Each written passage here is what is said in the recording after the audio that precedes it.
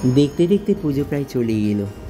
দীর্ঘ একটা বছর অবসানের পর খুব তাড়াতাড়ি মা আসতে চলেছে এই মর্তে। দেবী পক্ষের মাধ্যমে শুরু হতে যাচ্ছে দেবীর বন্দনার। পিতৃপক্ষের অবসান ঘটিয়ে মাতৃপক্ষের সূচনা হবে এবং তার মাধ্যমে মা আসবেন।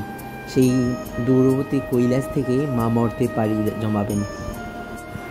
যখন এই স্বর্গরাজ্যে আসরিক শক্তিতে ছেয়ে গেছিল, তখনই দেবগণ, সকল দেবগণ তাদের মধ্যে থাকা তোমার শক্তিকে পুঞ্জীভূত করে তোমার জাগরণ ঘটেছিল। ঠিক তেমনই 21 শতকের এই মর্তে আজ আসরিক শক্তিতেই ছেয়ে গেছে চারিদিক। তোমার সেই সন্তানদের বাড়িতে এখনও অগ্নিসংযোগ, হামলা, লুটপাট, তোমার সন্তানদের নির্যাতন বেড়েই চলেছে।